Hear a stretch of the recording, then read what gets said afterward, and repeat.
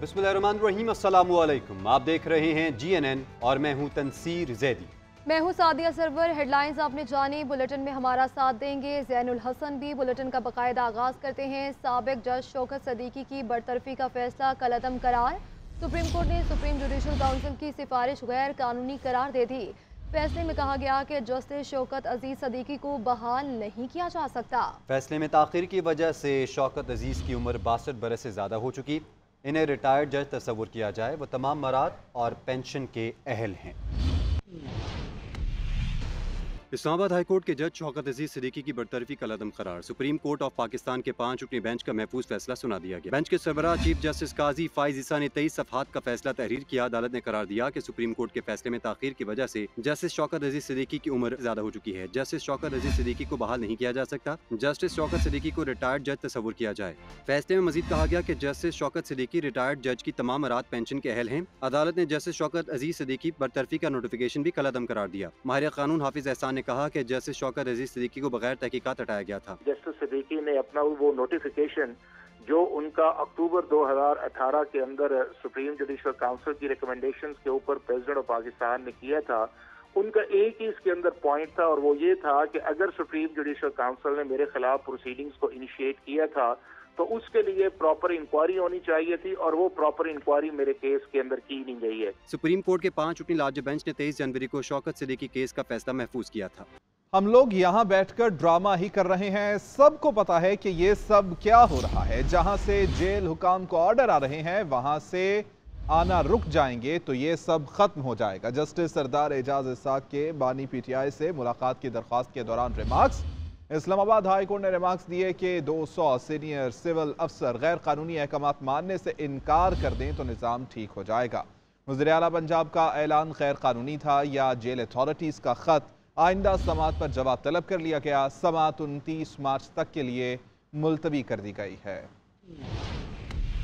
बानी PTI से वकला की मुलाकात की दरख्वास्त पर समात। इस्लामाबाद हाई कोर्ट के जस्टिस सरदार एजाज इसाक खान ने की। सुप्रिंटेंडेंट अडियाला जेल ने बानी PTI की ऑनलाइन मुलाकात कराने से इनकार कर दिया। जवाब में कहा कि जेल रूल्स में ऑनलाइन मुलाकात की इजाजत नहीं, मुलाकात नहीं करवा सकते। जस्टिस सरदार एजाज इसाक ने रिमार्क्स में कहा कि मीडिया में था कि वजीर आला ने कोर्ट लखपत जेल में ऑनलाइन मुलाकातों का ऐलान किया। अगर जेल रूल्स में इजाजत नहीं तो कोर्ट लखपत जेल में गैर कानूनी काम कैसे शुरू हो गया। सुप्रिंटेंडेंट जेल ने कहा कि जेल रूल्स में ऑनलाइन मुलाकात की इजाजत नहीं, रूल्स में तरमीम करनी पड़ेंगी। दुरान समात स्टेट काउंसिल ने मजीद हदायत लेने के लिए वक्त मांग लिया। जस्टिस सरदार एजाज इसाक ने कहा कि हदायत लेने की कोई जरूरत नहीं। जस्टिस सरदार एजाज इसाक ने अपने रिमार्क्स में कहा, हमने इस नुक्ते को जल्द तय करना है। सवाल अब ये है कि जेल मुलाकात में सियासी गुफ्तगू हो सकती है या नहीं। जहाँ से जेल हुकाम को ऑर्डर्स आ रहे हैं वहाँ से आना रुक जाए तो ये सब खत्म हो जाएगा। स्टेट काउंसिल अब्दुर्रहमान ने कहा कि कोर्ट लखपत की पेशरफ के बाद अब हम नई हदायत लेंगे। जस्टिस सरदार एजाज इसाक ने कहा कि समझने से कासिर हैं कि ऑनलाइन मुलाकातें एक जेल में कानूनी और दूसरी जेल में गैर कानूनी कैसे हैं। वजीर आला पंजाब का ऐलान गैर कानूनी था या जेल अथॉरिटीज का खत, आइंदा समात पर जवाब दें। इस्लामाबाद हाई कोर्ट ने केस की समात 29 मार्च तक मुलतवी कर दी। वजीर आला खैबर पख्तूनख्वा अंदर पाँव पकड़ते हैं, बाहर डायलॉग बाजी करते हैं। अमेरिका में कहते हैं हमें इस्टेब्लिशमेंट ने निकाला, यहाँ कहते हैं अमेरिका ने निकाला। PTI गैर जिम्मेदाराना बयाना दे रही है। फैसल करीम कुंडी की प्रेस कॉन्फ्रेंस। कहते हैं ऐवान में पार्लियामेंट की बालादस्ती का शोर करने वालों ने KP में असम्बली का इजलास नहीं बुलाया। तमाम सूबों में मखसूस नशिस्तों पर हलफ हो गए सिवाय खैबर पख्तूनख्वा के। आज फिर इनसे दरख्वास्त करते हैं कि कामयाब अरकान से हलफ लें, बाकी सूबों में बाद में चीखें, पहले खैबर पख्तूनख्वा में कानून पर अमल करके दिखाएं।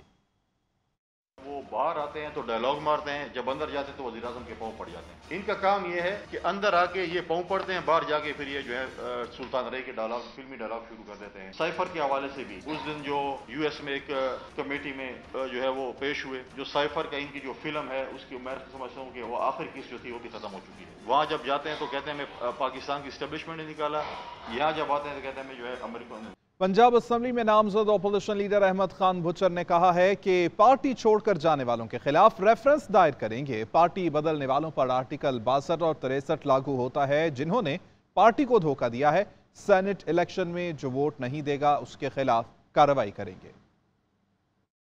छोड़ के चले गए और उनके हल्के की आवाम जिन्होंने और इलेक्शन का सिर्फ रिजल्ट लेने के लिए वो हमें छोड़ के चले गए थे, तो हमने एक फैसला किया है क्योंकि अब पूरी तरह हमारी इधर अपोजिशन फॉर्म हो चुकी है, हमारा पूरा एक सेटअप आ गया है, तो हम इंशाल्लाह उनके खिलाफ भरपूर कार्रवाई करेंगे।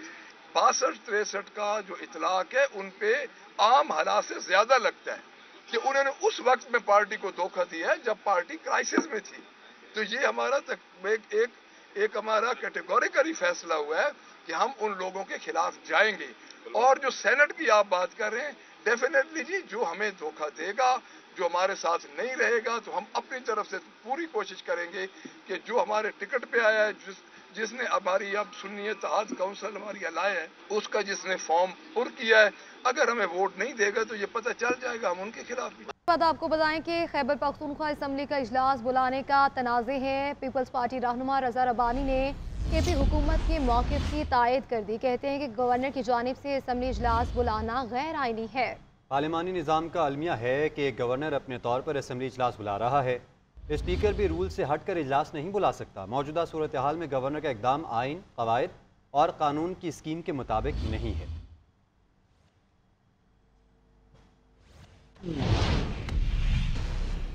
वज़ीर आला पंजाब मरीम नवाज शरीफ की ज़ेर सदारत स्पोर्ट्स डिपार्टमेंट के हवाले से इजलास हुआ है। वज़ीर आला ने खेलों के फ़रोग़ और ट्रेनिंग के लिए मुल्की और गैर मुल्की कोचेज़ की खिदमत हासिल करने की हिदायत कर दी है। मरियम नवाज का कहना था कि खेलों से बहुत लगाव है। ज़माना तालिब इल्मी में बेसबॉल टीम की कप्तान थी। खेलों की बहाली चाहती हूँ। और आपको बताएं, इस हवाले से वज़ीर आला पंजाब मरियम नवाज की ज़ेर सदारत स्पोर्ट्स डिपार्टमेंट के हवाले से इजलास हुआ। इसी इजलास की अपडेट्स लेते हैं अनम जावेद से। जी अनम, बताएगा इजलास के हवाले से। जी बिल्कुल, वज़ीर आला पंजाब मरीम नवाज शरीफ की ज़ेर सदारत स्पोर्ट्स डिपार्टमेंट के हवाले से इजलास हुआ है। इजलास में स्पोर्ट्स एडवाइजरी काउंसिल बनाने का फैसला किया गया है। काउंसिल के मेंबर साबिक खिलाड़ी और तलबा होंगे।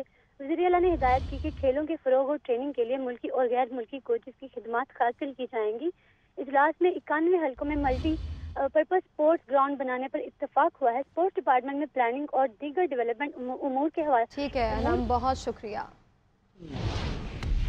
अब कुछ बात करेंगे महंगाई के हवाले से। महंगाई अवाम का सब कुछ निगलने को तैयार। महंगी बिजली अवाम को महंगाई के मज़ीद झटके देगी। बिजली की तकसीमकार कंपनियों ने कीमत बढ़ाने की दरख्वास्तें दायर कर दी। इजाफा सालाना रेवेन्यू एडजस्टमेंट की मद में होगा। सारिफीन की जेबों से 967 अरब रुपये निकाले जाएंगे। पेट्रोल की कीमत भी इजाफे के लिए पर तोलने लगी है। IMF ने पेट्रोल पर लेवी 60 रुपये और 18% GST भी बहाल करने की तजवीज़ दे दी है।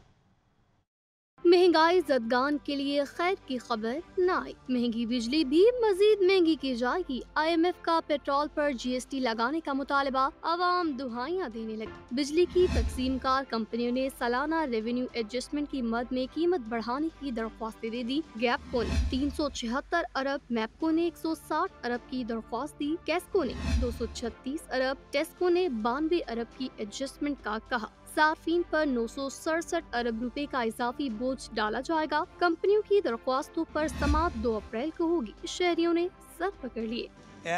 मतलब हर महीने बाद, 6 महीने बाद बिजली का बिल आ जाता है। तनख्वाह कोई भी नहीं, कारोबार टगेदा नहीं है।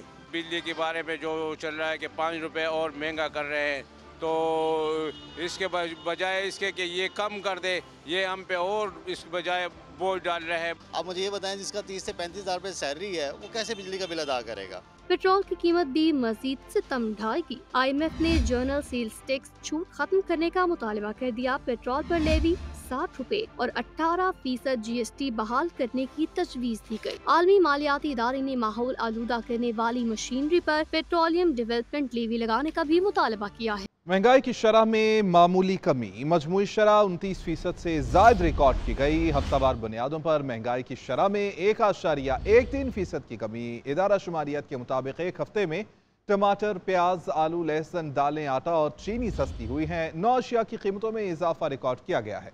शहरियों ने हुकूमत से कीमतें मजीद कम करने का मुतालबा कर दिया है। लोग कहते हैं कि जी सस्ती हो गई, हर एक चीज सस्ती हो गई है। टींडे 400 रुपए किलो बिक रहे हैं। ये हो गई है। ये जो मैं फ्रूट लेके आ रहा हूँ, ये पहले हमें 120-30 रुपए का पड़ रहा था। सेब 200 हम बेच रहे थे। अभी ये मंडी में 300-280 पड़ रहा, वो भी दागी समेत, जो गरीब आदमी की पहुंच से बाहर है। हम खुद फ्रूट लगा के हम खुद अफोर्ड नहीं कर रहे। थोड़ा सा इनको सोचना चाहिए, ये अगर सोचे तो महंगाई ना होए। रमज़ान से पहले कीमतें कुछ और थी, और जब से रमज़ान शुरू हुए हैं तो डबल ट्रिपल हो गई है। काफ़ी ज़्यादा महंगाई हो चुकी है क्योंकि बिजली के बिल, गैस के बिल, आप सब्जियां, फ्रूट वगैरह अगर लेने जाएं तो आपको पता चलेगा कि किस कदर महंगाई हो चुकी है। अब जैसे ये आटा दे रहे हैं और इनके बदले में इन्होंने बिजली में फ़ी यूनिट 6 से 7 रुपए बढ़ा दिए हैं, तो ये अवाम को बेवकूफ़ बनाने के लिए हुकूमत हर साल ऐसा करती है। पहले ही बहुत रेट ज़्यादा है, पिछली गवर्नमेंट थी उन्होंने बहुत महंगाई की थी, तो अभी थोड़ा सा अगर हो भी गया है तो वैसे इतनी बेरोज़गारी है, जो हालात हैं वो मुल्क के आपके सामने हैं। कारोबार है नहीं, देख रहे हो आप, कारोबार होगा तो महंगाई भी पता नहीं चलेगा।